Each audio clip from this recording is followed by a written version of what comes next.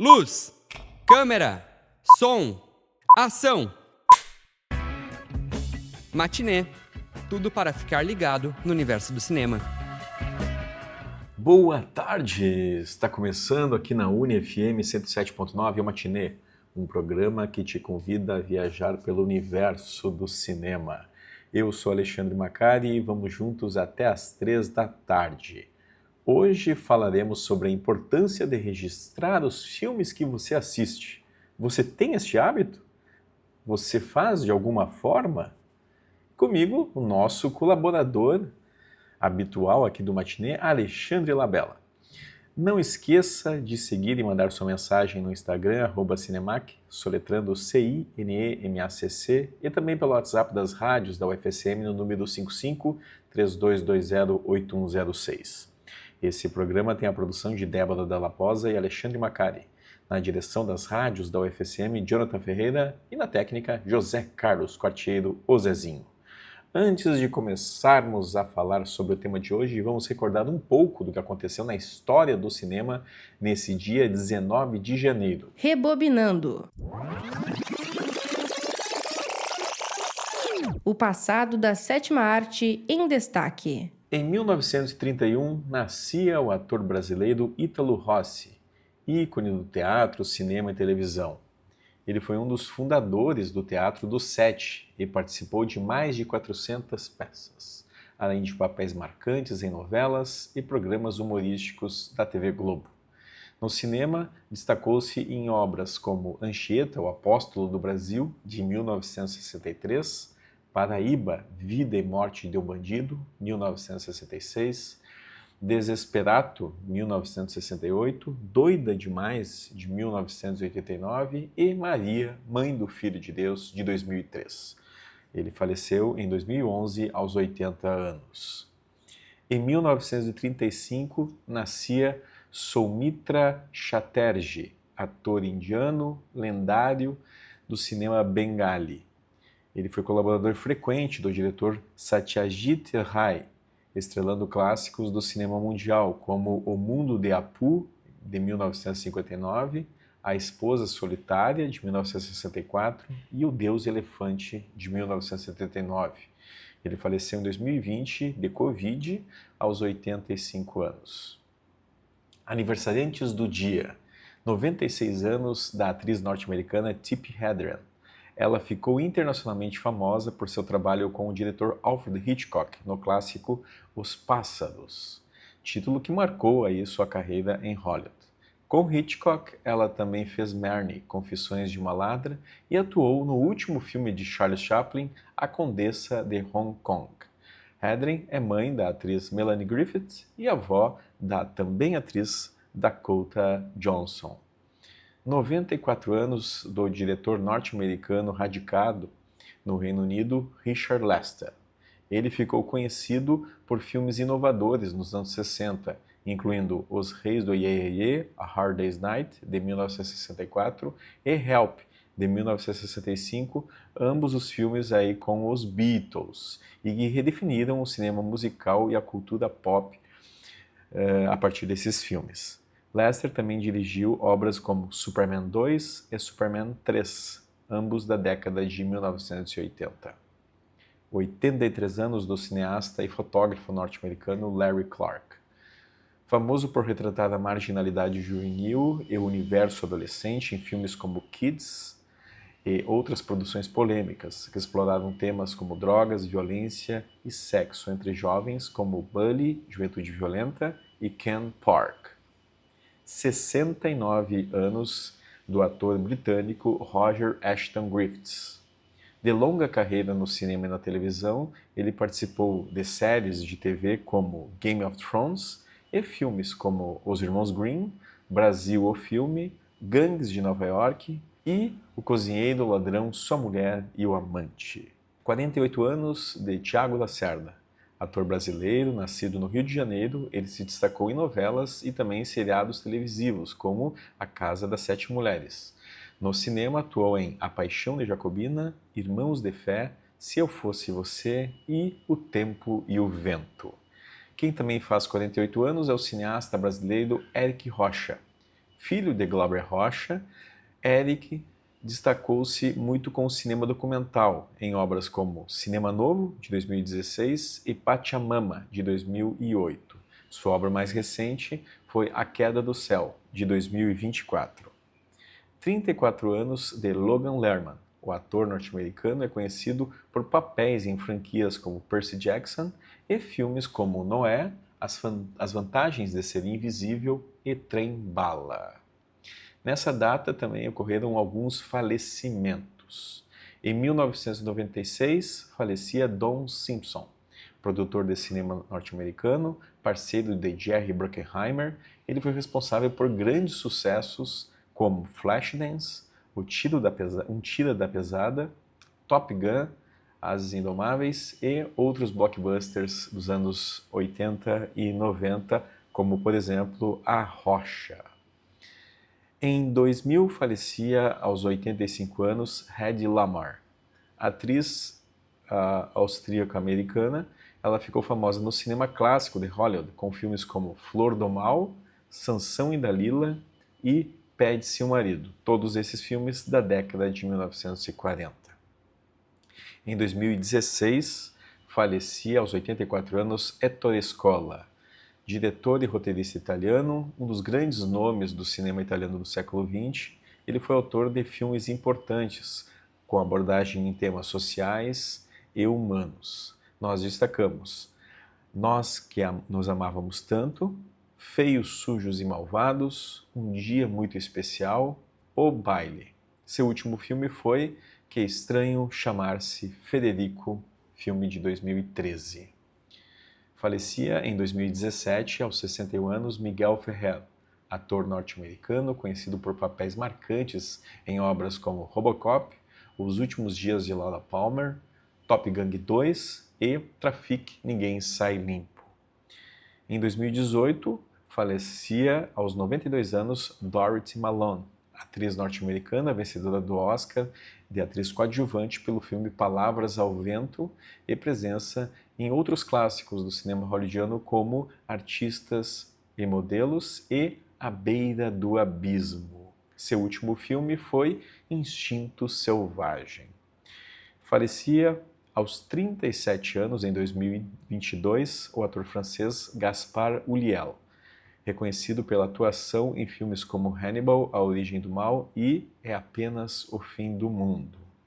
E também falecia aos 36 anos, em 19 de janeiro de 1982, Elis Regina, uma das maiores cantoras brasileiras de todos os tempos, conhecida por sua voz potente e interpretação marcante. Ela nasceu em Porto Alegre em 1945 e faleceu em 82.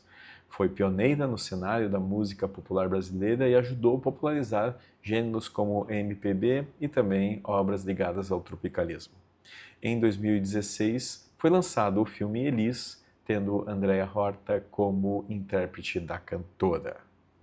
E há 50 anos nos cinemas de Santa Maria, em 1976, nós tínhamos no Cine Glória, Pecos Acerta as Contas, um faroeste colorido. Também Lucila, o Anjo Pecador, filme aí baseado na obra de José de Alencar. No Cine Independência, Batanguás, Além do Inferno, seguido de O Violento. E no Cine Imperial, uma sessão dupla com o filme Sexy e Marginal, de Martin Scorsese, e também Terror no Bosque. E agora vamos para a nossa trilha sonora do dia. Trilha sonora. Só de ouvir, passa um filme na cabeça. E vamos ouvir agora então, em homenagem a Elis Regina, Só Tinha de Ser Com Você, que está na trilha sonora do documentário Elise Tom. No escurinho do cinema. Matinê, na Uni-FM. Ter um diário de filmes assistidos. Anotar todas as obras cinematográficas que você assiste. Você acha isso importante? Você tem esse hábito? Eu confesso que desde o fim dos anos 90 faço isso de diversas formas, primeiramente em cadernos e depois passando para aplicativos, e é uma experiência maravilhosa, porque a gente sempre pode voltar a esses filmes e ver exatamente onde, em que momento de nossas vidas nós acabamos tendo contato com grandes obras cinematográficas. E conosco vai estar Alexandre Labella, nosso colaborador habitual, né? Mesmo que o período seja de férias universitárias, o homem não para, meu. É muito trabalho. Labella, tudo bem? Tudo certo, né? Boa tarde a todos que nos escutam. Sempre um prazer estar aqui no Matinê. E tem trabalho, tem faculdade, tem estágio, essas coisas, mas tem o cinema também, né? Não podemos esquecer. Então segue com a mesma importância de sempre. Que bom, espero que essa importância só cresça, né? O que o amigo aí ano passado, eu sei que tem aí uma série de filmes assistidos pela primeira vez. Isso tem a ver com o tema de hoje aqui do nosso bate-papo, né? Porque afinal de contas, Bela, quando tu começou a usar o Letterboxd, que é o aplicativo de diário de registro de filmes que tu usa, e por que tu começou a fazer essa prática tão saudável? Cara, na verdade eu comecei antes de usar o Letterboxd, eu usava o IMDb, né? O IMDb é um pouco parecido com o Letterboxd, né? Numa pegada assim de rede social, para te registrar tuas notas e tal. Mas eu sinto que o IMDb ele não tem o teor rede social para registrar filmes. Porque o Letterboxd vai além de ser um diário, ele é uma rede social, né? Tem comentários, tu responde, tu curte. Não que no MDB não tenha, mas é um negócio um pouco mais, assim, limitado. Mas eu acho que tem muita gente que usa o MDB, inclusive, né? Inclusive, eu demorei a trocar pro Letterboxd. Eu demorei. Porque eu gostava mais do MDB, enfim. Mas, cara, eu comecei a registrar notas e coisas de filme ali por 2019.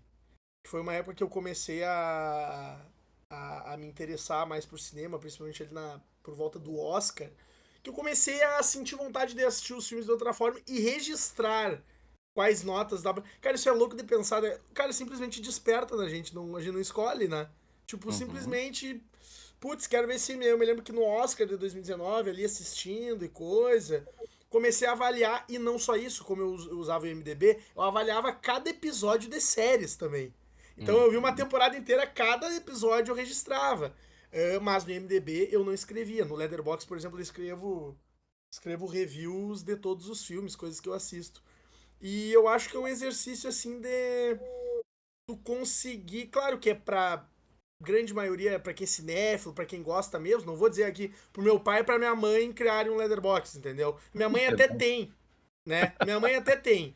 Mas, por exemplo, o meu pai, que é um cara que vê assim, casualmente um filme, ele não vai ter paciência, enfim. O Letterboxd tem a limitação de ser inglês também, né? Isso é um detalhe importante de você falar. O pessoal aqui às vezes tem essa limitação de não querer usar por causa disso.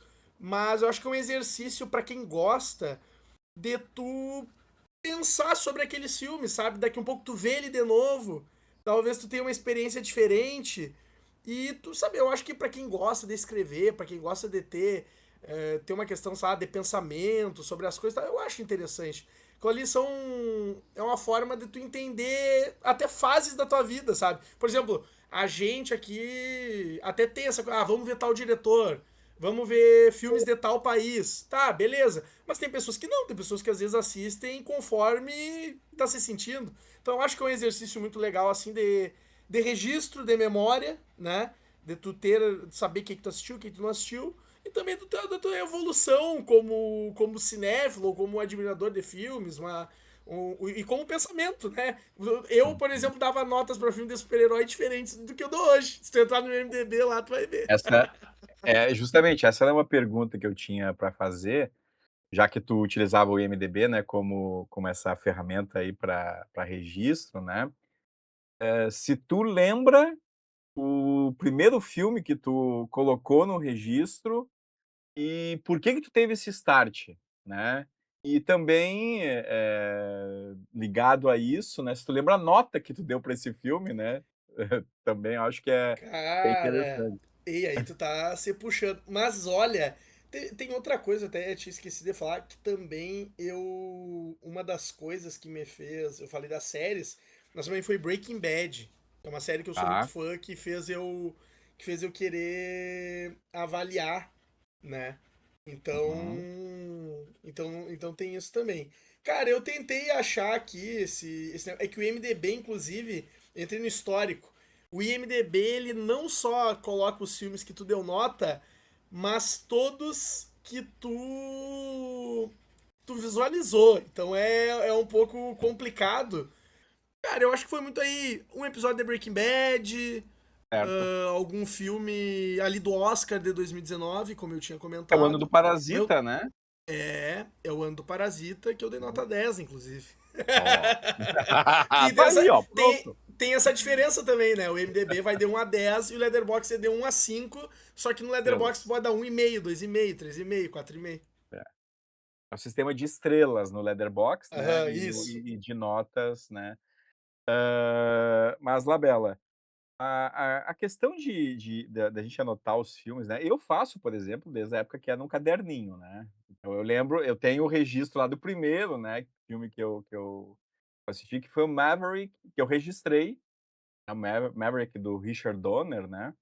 E eu comecei isso em 98, né? Então, faz aí alguns anos. E eu lembro que eu passei por outros sites antes de entrar para o Letterboxd, né? Eu lembro que eu passei pro IMDb, inclusive, né? Eu não tinha o hábito de dar nota, né, e tal, mas eu tinha o Filmall, que é um site também que existe ainda hoje, né, que eu tenho muitos filmes ali registrados, e o TV Time, né? O TV Time, o legal do TV Time é que, além de filmes, né, ele também, tu também consegue registrar as séries, né? Coisa que o Letterboxd não permite, né? O Letterboxd tem ali apenas filmes ou E episódios minisséries. de série, né, e minisséries, né? Alguns episódios de séries eles colocam, que é o caso Sim. do Stranger Things, né? Mas eu Sim, acho né? que assim, Porque ó, porque o hã, último episódio de Stranger Things é um filme, né? é um absurdo, né? Mas, não vamos nem entrar no mérito de discutir isso, né, porque me causou bastante descontentamento aí essa última temporada do Stranger Things, né. Mas assim, Labela, tu acha que esse ponto de tu, colocar em diário, né, de registrar os filmes, isso é coisa de cinéfilo ou não? Cara, é É, que aí que pergunta tá. de Eu acho que tem diferença nas, nas formas de tu. Eu acho que tu pode diferenciar alguém que é cinéfilo, alguém que só registra os filmes, pela forma que isso é feito, né? Por exemplo, eu gosto de escrever meio que umas resenhas sobre o filme, avaliar aspectos técnicos, aspectos da história, enfim, depende. Óbvio que não faço tudo isso, mas às vezes o que me chamou mais atenção no filme é o aspecto histórico, o aspecto não sei o que, aí eu analiso e aí eu, né, modéstia à parte, grandes porcarias, né, mas eu considero cinéfilo. Mas também tem pessoas que vão ali, esse filme é muito bom, tantas estrelas, um like, entendeu? Eu acho que não. Eu acho que registrar não é coisa de cinéfilo, eu acho que é coisa de quem gosta de filme. Porque eu acho que também tem uma diferença de quem gosta de assistir filmes e cinéfilo, assim. Eu acho que tem algumas diferenças, mas eu acho que não. Eu acho que registrar filme é muito sobre. Eu acho que vem também da questão do. Tem pessoas que têm diário de anotar coisas que acontecem no dia. Tem pessoas que usam até de forma uhum, terapêutica, isso, né? Enfim. Eu acho que é muito uma questão de exercitar a memória, assim. Inclusive, até falando contigo aqui, eu nunca tinha pensado por esse lado, sabe? É uhum. legal tu ver as mudanças, assim, que vai acontecendo ao longo da tua vida. Até, e outra coisa que eu me lembrei quando que tu tava falando, pra mim, o fato de eu estar no jornalismo, né? Em breve me formo como jornalista, é interessante pra mim isso também, exercitar a minha escrita. E uma escrita um pouco mais pessoal, um pouco mais. Me colocando no meio. Porque, como jornalista, eu não tenho espaço, pelo menos agora no início da carreira, né? Pra colocar as minhas opiniões em textos. Eu não tenho esse espaço. Onde eu tenho? Quando eu escrevo minhas reviews no Letterboxd, entendeu?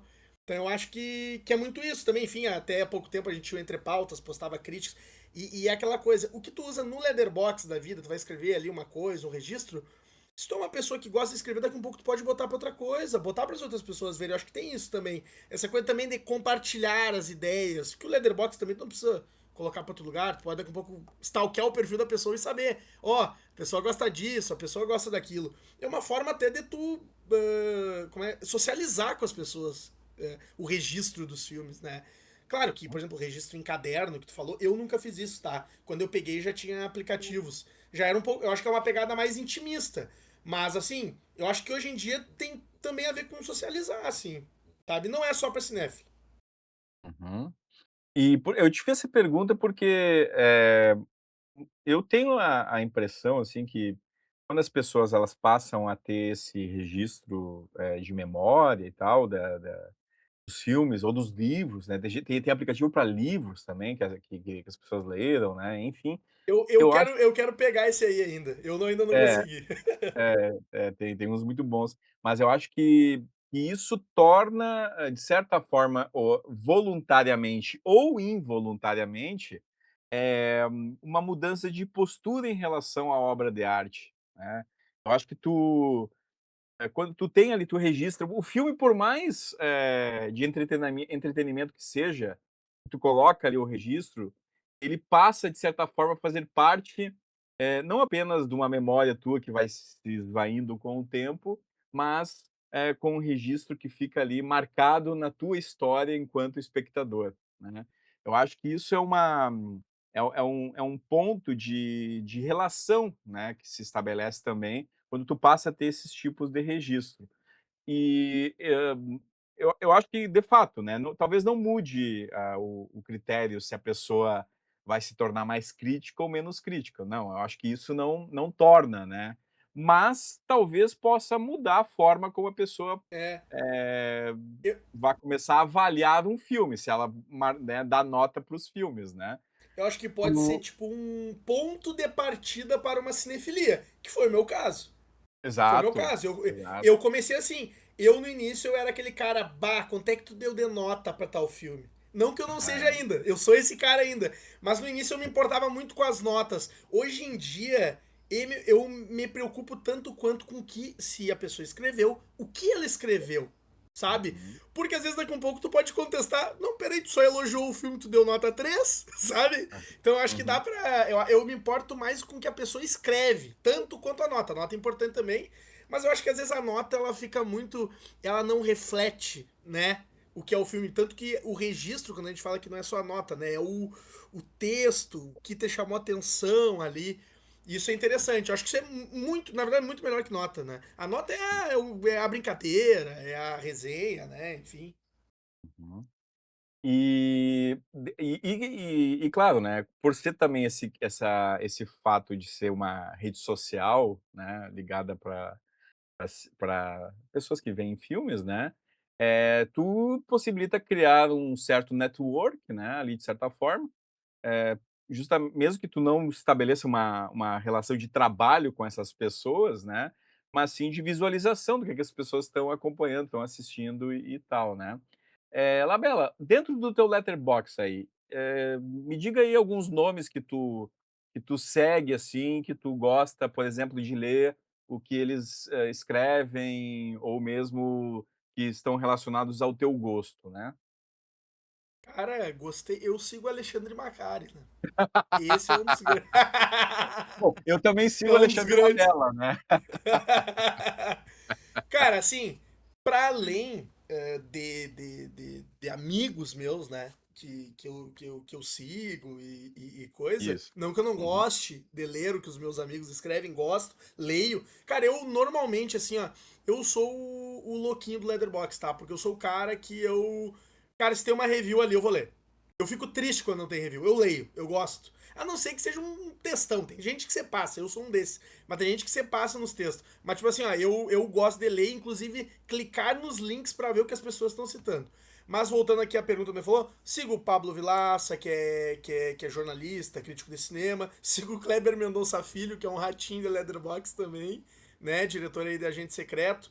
Sigo o Arthur Tuoto, é um cara que tem até curso de cinema aí na internet, coisa, mesclando, se eu não me engano, com filosofia, essas coisas, tem lá na internet. Sigo o Felipe Leão é um dos caras que eu mais gosto de ler, apesar de discordar muito das ideias, isso é interessante nisso também, né? Tu pode discordar frontalmente de várias ideias, mas aquilo ali é um exercício de tu ver um outro tipo de pensamento, um outro tipo de abordagem para os filmes, inclusive esse é um dos caras assim, que mais me ajudou a ver tecnicamente os filmes, né? Sigo aí. Deixa eu pensar. Cara, eu sigo também um cara aqui, que esse aqui é complicado, tá? E aquilo, eu tô falando nomes aqui, daqui um pouco as pessoas nem sabem quem são, né? Mas tem outro cara que é um crítico de cinema, Bruno Andrade, né? E eu vou parar por aqui pra não ficar falando isso. Mas eu sigo umas 60 e poucas pessoas, entre amigos e críticos de cinema. Que esse é um cara aí que tem uma revista há alguns anos, se eu não me engano, é Em Foco Não, Foco Revista de Cinema. Cara, e ele é um cara assim que ele é. Tipo, ele deu né, referências cinéfilas. Yojimbo, que é um grande filme japonês do Akira Kurosawa, ele deu nota 3, entendeu? E é óbvio que isso me causa espanto, imagino que causa no Macari também, mas é interessante, entendeu? E ele é um cara que tem muita. Um cara que tem referências, enfim, de críticos do cinema francês, estudiosos. Então é um mundo, assim. Daqui a um pouco tu pode seguir uma pessoa que ela usa muito como referência as teorias lá do húngaro, que tem teórico húngaro do cinema, com um cara que pega de referência os textos de teoria do cinema soviético. Claro que isso é mais aprofundado, entendeu? Mas pelo menos é o que eu gosto. Ah, eu tô querendo ver sobre o cinema francês, pá, porque eu particularmente eu gosto muito do cinema francês, cinema soviético, nessa questão de teoria, né, do cinema. Então, é mais ou menos por aí as pessoas que eu sigo. Maravilha. Não esqueça você ouvinte de seguida aí o Alexandre Labella, que é o Ale Labella, né, com 2 L's, A Lela Bela. né, lá no Letterboxd, né. Vamos fazer um break aqui, vamos ouvir uma música agora, Labella. Vamos ouvir. Vamos The Beatles. I Will Be Back, trilha sonora do filme A Hard Day's Night.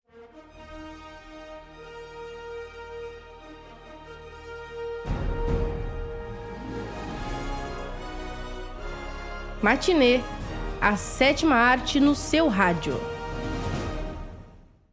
Bom, voltando, seguindo aí nesse nosso bate-papo sobre registro de filmes, diário de filmes, né.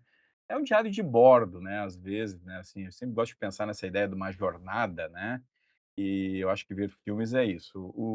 E claro, o Labella e eu aqui estamos, conversando muito sobre as nossas relações com esse registro, né. O Labella tem mais de 800 filmes lá, fichados no Letterboxd, né. Ou seja, esse ano ele vai chegar ao filme número 1000, e eu Será? pergunto pra eu per pô, 200 filmes no ano, né, Labella, Pá. né, não Com é uma não é o estágio não sei se vai deixar, mas vou tentar. eu torço muito para que o amigo consiga, mas, né, eu já faço a pergunta, né, tu tem algum ritual, assim, de registro de filme? Por exemplo, eu gosto sempre de começar o ano assistindo a um grande filme que eu já tenha visto antes, e que vai ser um filme nota 5.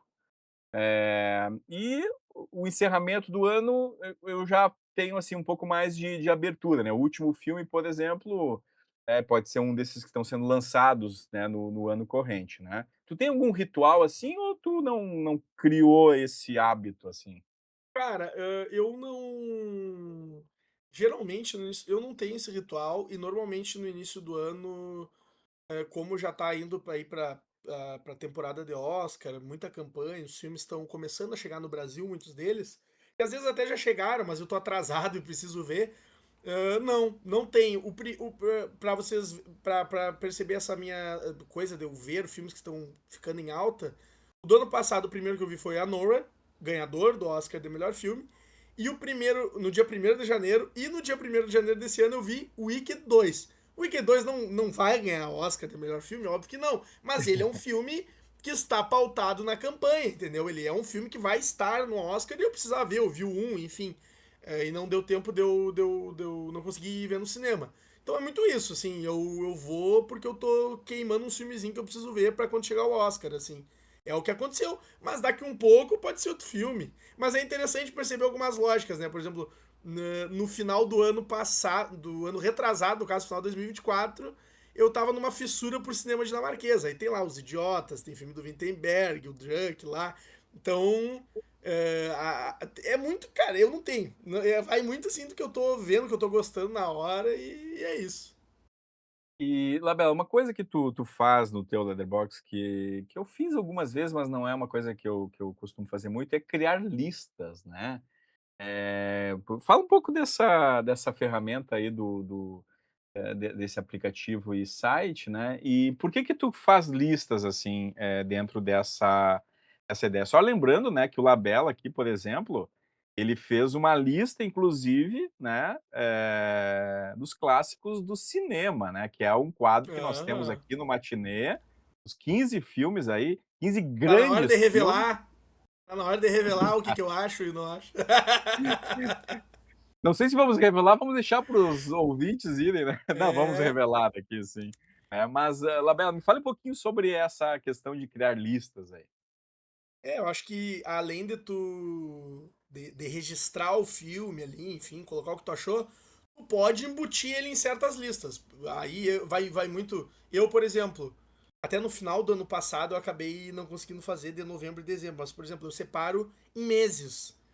Eu vou lá e crio uma listinha privada, eu nem compartilho para as pessoas verem. Eu tenho lista de, por exemplo, janeiro, fevereiro, tal, tal, tal, porque eu ranqueio ali dentro dos filmes. Isso não é só por um exercício que eu gosto, assim, de ver, qual filme. Porque, cara, todo mundo um dia aí, cinéfilo, coisa, vai perguntar, cara, o que tu prefere, Poderoso Chefão ou Cidadão Kane, entendeu?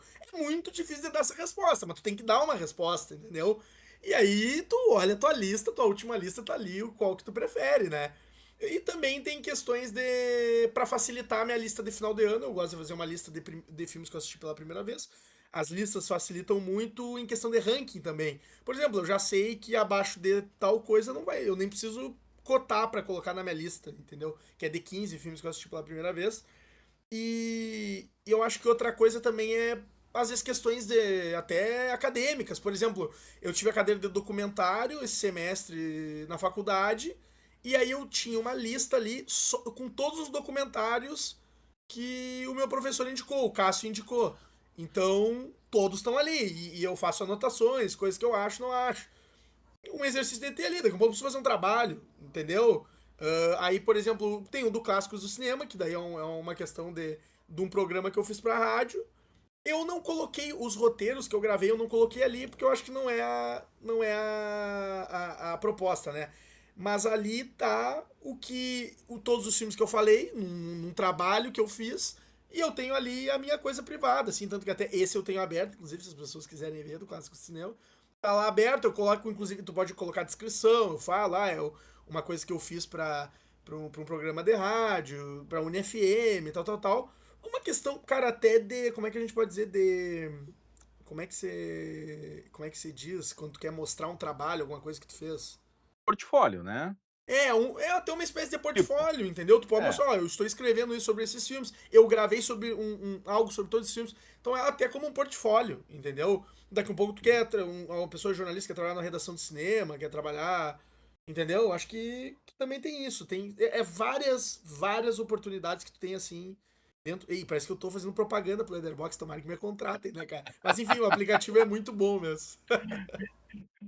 que é importante dizer, né, pro ouvinte que nós não estamos recebendo nada do Letterboxd para Não, fazer não está. esses comentários, como não recebemos nada do IMDb e de nenhum outro nenhum outro grupo aí que tá ligado a isso, né.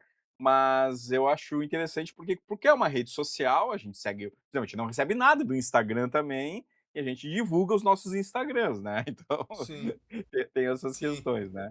Mas, assim, ainda sobre essa lista do clássicos do cinema, Labela, é interessante porque, é uma lista que tu colocou ali com a tua ordem de preferência dos filmes, né, dos 15 filmes, que não é a Isso mesma aí. ordem da revista Não. Sight and Sound, né, e que foi levada ao ar aí, até o começo desse ano, né. O que Uhum. mudou na lista aí? Vamos ver, né. Eu acho que dá pra começar ali Os 5 primeiros? os cinco primeiros, eu acho Isso, uma boa, né? Tu tem é. a lista dos cinco primeiros da Sad and Sound aí, só pra. Eu acho que eu sei de cabeça. sabe, de né. cabeça? Pera aí, eu vou É, colocar aqui só pra não. eu acho que o primeiro colocado é a Jenny Dillman, depois é o Aham, Vértigo, o Poderoso aham. Chefão, né, aí eu acho que o Cidadão Kane, se eu não, o Cidadão Kane é mais pra frente. Aqui, achei. Achou? Jenny Dillman, primeiro Tá, colocado. Segundo, Vértigo. Terceiro, Cidadão tá, Kane. tá. Quarto, Tokyo Story. Ah, E o Toy quinto, In Story, the tá, Mood for Love. tá. Daí. Claro, no caso, né? Jenny Dillman, Um Corpo que Cai, Cidadão Kane. Agora não me lembro como é que é o Tokyo Story em Era uma vez português. em Como é que é o. Tóquio, né. Era uma vez Era em Tóquio. isso. E o In the Mood for Love Amor é à Flor da Pele. Amor à Flor da Pele. Assim, ó. Tá. O que que muda, principalmente na minha lista aqui, é que saem, tá? Saem três desses filmes saem. Os únicos Uhum. desse top 5 que ficam, pra mim, é Um Corpo que Cai e Cidadão Kane. E aí, no caso, o Cidadão Kane vai pra primeira colocação, que ele é a terceira na Sight and Sound. E Uhum. o Corpo que Cai, que ele é o segundo, ele vai pra quinto, né? E quem que entra? Entra 2001, Uma Odisseia no Espaço, do Stanley Kubrick, que originalmente ele é o nono, décimo, agora não me lembro. E Uhum. mais dois que entram um é o Poderoso Chefão, em quarto, tá? Em quarto lugar, Poderoso Chefão, que na lista é 13º, que pra mim um absurdo completo, né? É um filme Uhum. maravilhoso do Coppola. E o outro que entra é um que é o sétimo ou oitavo, inclusive ele é um representante soviético, que é o do cinema russo, da União Soviética, que é Um Homem com uma Câmera, que é um filme que eu sou fãzaço, que na lista ele também tá perto do décimo lugar ali. E é curioso dizer que ele substituiu outro representante soviético, porque vale lembrar, né? Sight and Sound tem listas a cada 10 anos. E em 2012, o representante da União Soviética na lista era o encouraçado Pontekin, mas na mesma época ali, né? E aí dessa Uhum. vez sai o filme do Eisenstein e entra do Vertov. Então troquei um pouco, mas enfim, os que estão ali no top 5, o que deu uma baita diferença foi o Amor à Flor da Pele, que ele saiu de quinto para 15º, né? Mas assim, é aquilo. Não tem nenhum filme nem que chega a ser, pra mim, né, na minha opinião, medíocre nessa lista. Até isso é interessante falar, todos os filmes são maravilhosos, assim. Maravilhosos. Eu acho que, assim, ó, acho que tem uns 8 ou 9 filmes nota 5. Pra mim são obras-primas nessa lista. Então, assim, o que dá pra dizer é que dá pra confiar na lista da Silent Sound. E teve, Labela, teve algum filme que tu abriu, assim, o aplicativo do Letterboxd, né, ou do IMDb mesmo, né, e tu olhou assim e pensou: "Eu quero ver esse filme". Ele já serviu pra ti como como uma espécie de curadoria, de certa forma? Cara, eu não sei. Cara, acho que é que depende, assim, de bater o olho não, mas por exemplo, às vezes aparece ali um filme, eu clico, leio a review, digo, sabe? Esse filme parece interessante. Mas isso, mas bater o olho não. Porque tem muito filme de pôster bonito que é uma droga, né? Vou falar a verdade. Vou falar a verdade. Não, tem filme que tem pôsteres maravilhosos e o filme é uma porcaria. Tá louco. Aham. Não, isso são O incontáveis. Inclusive tem filmes bons que tem pôsteres ruins, que não são tão bons de tu colocar. Então, Boa, Labela, a gente tá indo pra parte final do nosso bate-papo, né. A ideia também surgiu, Labela, da gente fazer esse bate-papo, porque, hoje ou ontem, né, esses dias o Letterboxd lançou aí, né, um uma revisão aí do ano de 2025, né, dos filmes mais assistidos, mais assistidos ou mais registrados, melhor dizendo, né, no Letterboxd, as maiores notas, enfim. Então eu acho que é interessante a gente observar isso, né, porque a gente está justamente na temporada de premiações, né, e essa temporada de premiações tem Brasil muito forte aí vindo com o Agente Secreto, né, filme que a gente já conversou, né, inclusive aqui no Matinê, mas, Labela, dentro dos filmes com maior, avaliação aqui no Letterboxd, tem um outro brasileiro que aparece em 13ª 13ª posição é O Homem com H, né. Uhum. O Agente Secreto, por exemplo, ele não figura aqui na listagem das maiores notas, né. Pelo menos não na categoria geral, né. O Sim. que que tu acha não apenas do Homem com H estar aqui nessa listagem, né, que ela tem só os 3 primeiros para o pessoal ficar atento aí, ó. Chainsaw Man, The Movie, Res Arc, que é Filme que é de anime, né, no caso. anime, né, exato. Em segundo tá A Voz de Hind Rajab aí, que é um filme da Tunísia aí, que tá Concorrendo. cotado, né, Pode pra ser ser indicado indicado, ao né? Oscar. E em terceiro, Marte Supreme, né, do Josh Safdie, aí que dizem que é o filmaço que estreia em Santa Maria no final do mês. E aí, né, aí aparece lá em 13º o Homem com H, e Labela, o que que tu acha de aparecer o filme brasileiro aqui nessa listagem? E, o que que tu atribui também, tá, por exemplo, o Homem com H aqui presente e não estar, né, Agente Secreto, que é o filme aí que tá com mais visibilidade atualmente, né? Interessante que o Homem com H e o Kleber Mendonça e o Agente Secreto estiveram na arte, né? Do Letterboxd aí, das estatísticas do ano de 2025, que isso é muito legal. Claro também que eles sabem que dá muita repercussão do pessoal do Brasil, né? Então eles já fazem de caso pensado. Mas eu acho que a grande questão, assim, eu acho o Agente Secreto muito mais filme que o Homem com H, mas é que e não que o Homem com H seja ruim, não acho. Eu acho um bom filme, que inclusive tem podcast lá no CCS Podcasters, né? Fazer esse jabá aí, Isso. que a gente gravou. Mas eu acho que vai muito de que furou a bolha. O Agente Secreto é um filme que está em festivais há muito tempo, pré-indicado ao Oscar, já rodou o mundo. O Homem com H ficou muito na bolha do Brasil, né?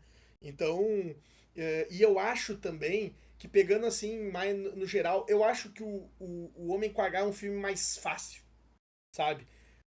Eu acho que ele é um filme mais, assim, é uma biografia ali, uma musical, que tem falhas de toda a biografia musical, mas que ela consegue também ter coisas muito boas de ótimas biografias musicais.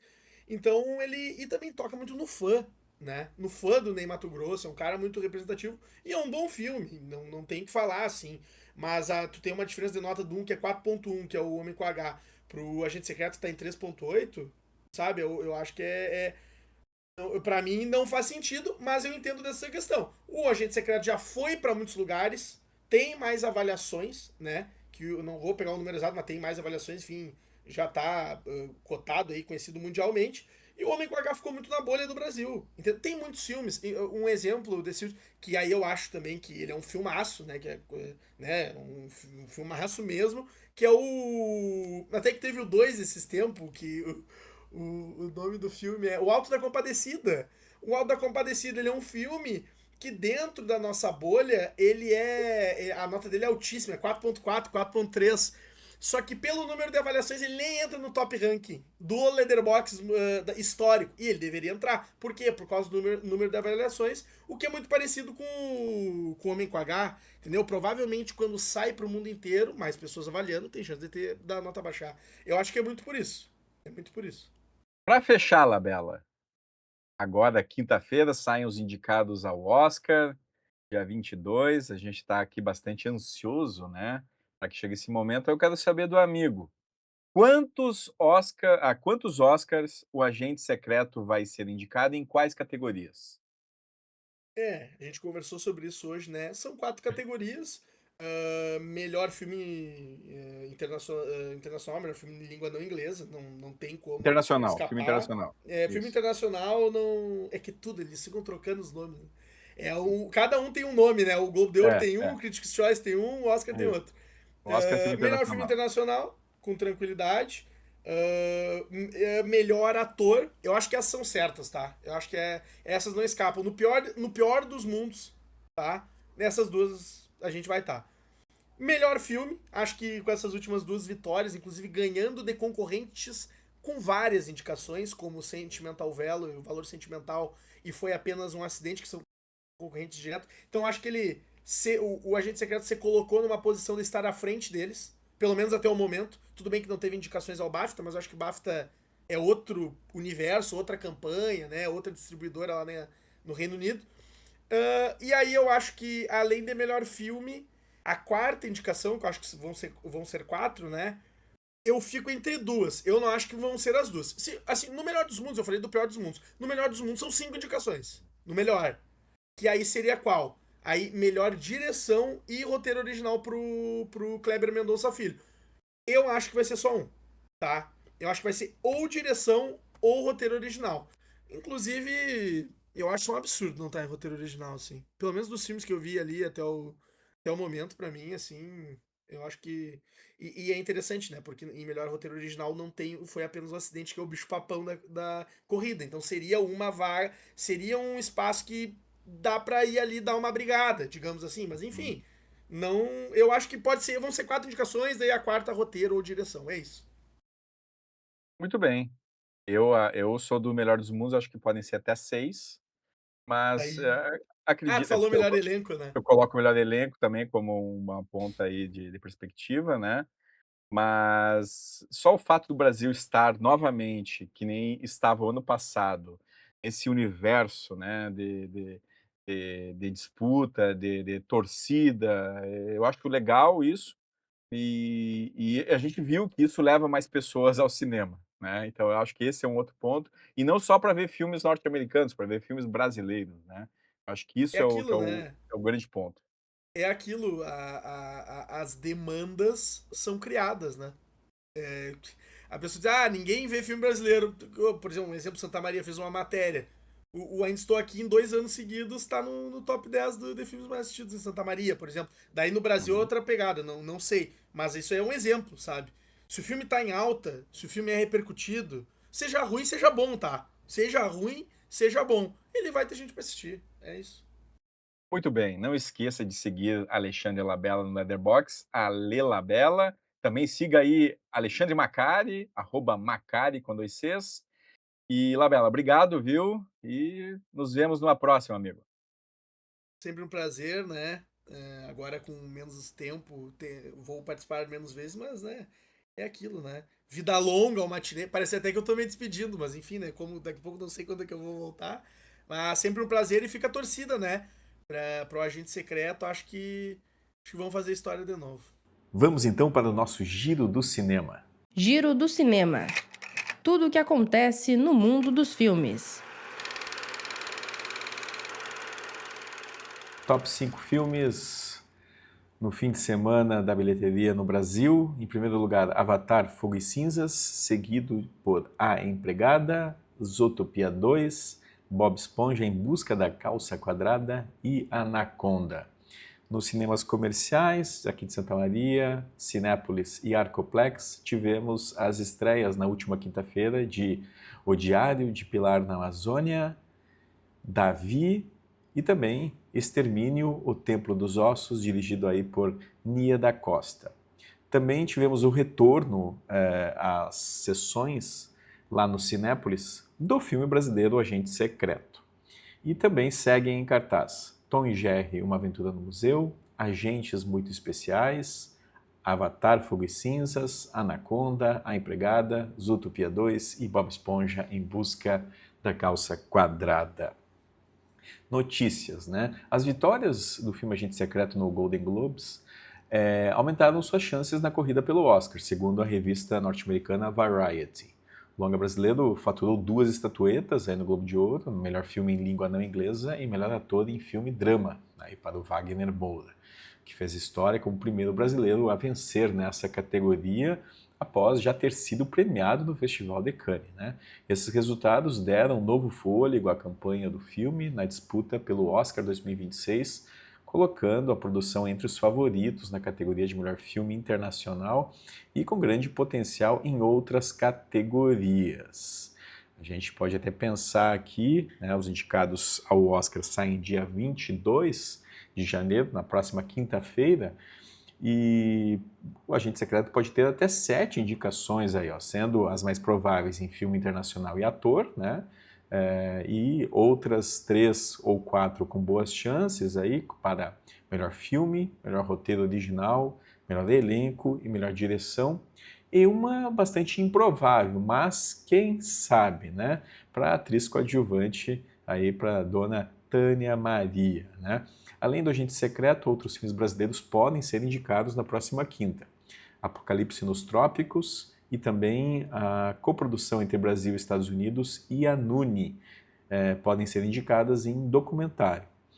O curta-metragem live action Amarela também pode ser indicado, além do Adolfo Veloso, aí, diretor de fotografia brasileiro, que pode ser indicado pelo seu trabalho no Sonhos de Trem, aí, filme disponível na Netflix. Indicados, então, na próxima quinta-feira, dia 22 de janeiro, e a gente já traz aí no próximo matinê, né, a repercussão inicial aí dessas indicações. Chegamos ao fim de mais um matinê em que falamos sobre o hábito de anotar filmes assistidos com Alexandre Labella. Ouça este e os programas anteriores no YouTube, @Cinemac3, e no Spotify, @Cinemac. Siga nossas redes sociais no Instagram, @Cinemac e @Rádios UFSM. Nossa próxima sessão será dia 26 de janeiro, aí, repercutindo os indicados ao Oscar. Fechamos nossa trilha sonora do dia com Beatles, novamente. Aí. Agora, You've Got to Hide Your Love Away, que está na trilha sonora de Help, filme dirigido pelo aniversariante do dia, Richard Lester. E lembre-se, cuide da sua saúde e assista a ótimos filmes. Corta! Você acompanhou Matinê, tudo para ficar ligado no universo do cinema.